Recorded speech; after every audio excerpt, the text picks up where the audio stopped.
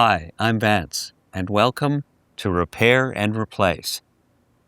Some dishwashers have a bottom pan that protects the floor from any leaks. If water spills into the pan, the leak switch will trip and the drain pump will run to empty the tub. If the bottom pan is full of water, or if the leak switch is faulty, it can cause the drain pump to stay on, and in some cases, it can prevent the dishwasher from starting. In this episode, I'll show you how to test and replace the leak switch. Thank you to Frigidaire for sponsoring this video. To begin, you might need a screwdriver or nut driver, pliers, and a multimeter. You might also need channel lock pliers, an adjustable wrench, and a socket set. Keep in mind, there is some variation between models, and not all dishwashers will have the same parts. You can enter your model number on the Reliable Parts website to see a parts breakdown. This can be helpful to show you which parts are in your dishwasher and where they are located.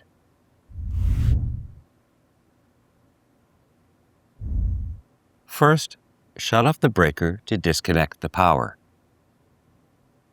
In some cases, you can unplug the dishwasher.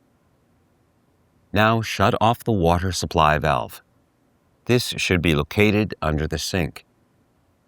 It's also a good idea to wear cut-resistant gloves, as there can be some sharp edges.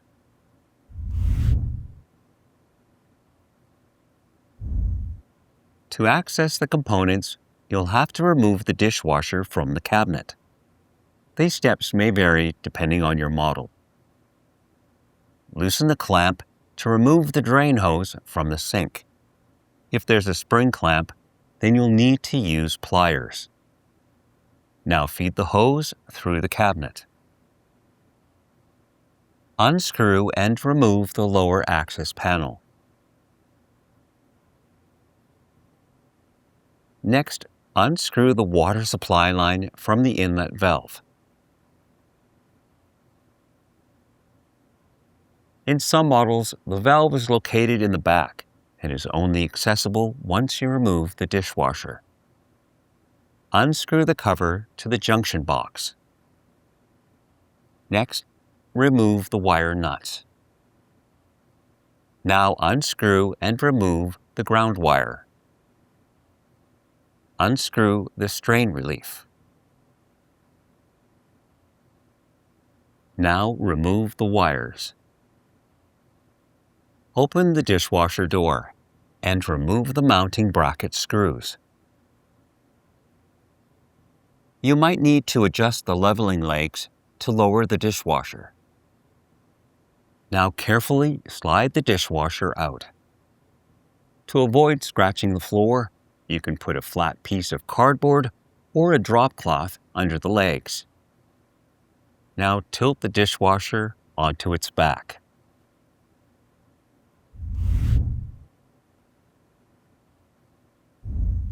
If your model has a bottom pan, then you'll have to remove it. Remove any mounting screws. Now release any mounting tabs. Next, lift off the bottom pan. If needed, disconnect any wires.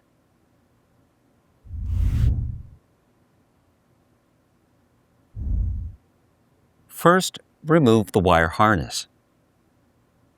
Next, remove any screws or release the retaining clip. Now remove the switch.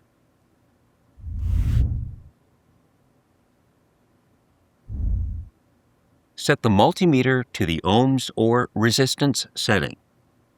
Now touch the probes to each terminal. Pressing and releasing the switch should connect and disconnect the circuit. There should be continuity with a resistance between 0 and 1 ohm. If there is no continuity at all, then the switch is faulty and should be replaced. If there's 3 terminals, then you'll have to do several tests. The terminals will be labeled COM for common, NO for normally open, and NC for normally closed. A normally closed terminal will form a complete circuit at rest. It will stay energized until the switch is pressed and the circuit is opened. A normally open terminal is not energized at rest and will only complete the circuit when the switch is pressed closed.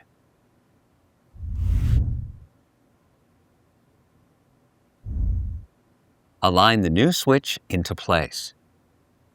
Now tighten any screws. Finally, reconnect the wires.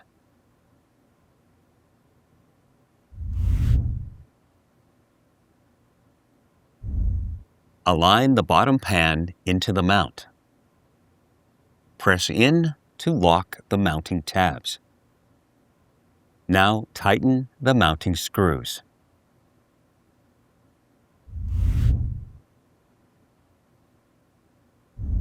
First, feed the drain hose into the sink cabinet.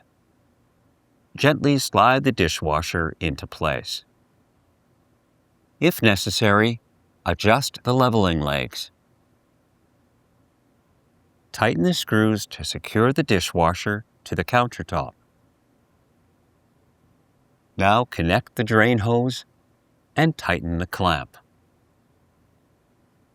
Make sure that the drain hose has an elevated loop above the connection.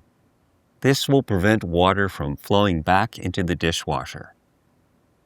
Feed the wires into the junction box and tighten the strain relief. Now connect the ground wire. Next, tighten the wire nuts to secure the wires. Now replace the junction box cover. Attach the water supply line to the inlet valve and tighten it into place. Finally, replace the lower access panel.